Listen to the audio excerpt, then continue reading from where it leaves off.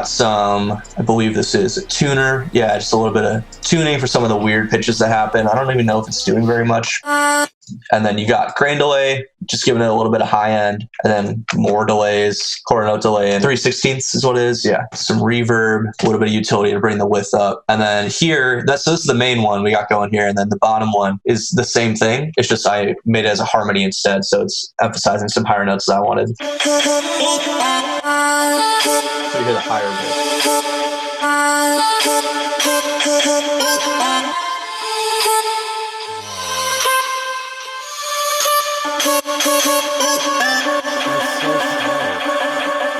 And it's on this like little tiny delay on the end here, so it just sounds a little bit off. Yeah, that's so cool. So there's a couple of things I want to talk about in here. I think you did just something that's really, really cool.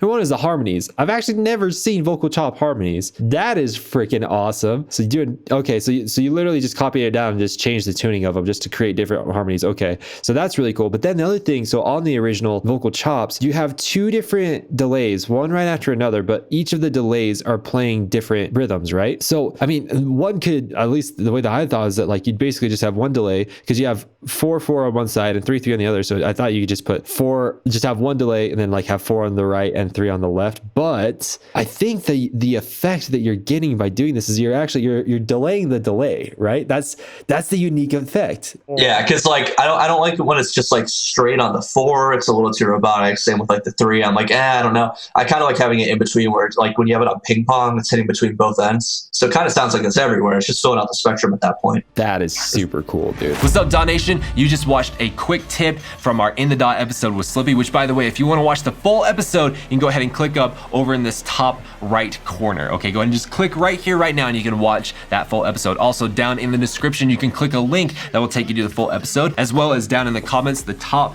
pinned comment, there's going to be a link that will send you over to the full episode with Slippy. By the way, if you want to keep learning from huge music producers, actually seeing them break down their songs, all right, not someone just recreating another song or another sound that they didn't create in the first place, then go ahead, hit the little subscribe button right below this video and the little notification bell so that you are notified every single time when we put out a new piece of content, and you can keep growing and growing as a music producer, okay? So, DAW Nation, make sure to check back here every couple of days because we are constantly putting out more and more content that is going to help you as a music producer. So make sure to hit that like button, comment below, hit the subscribe and notification bell, and with all that out of the way, we'll see you on the next quick tip video.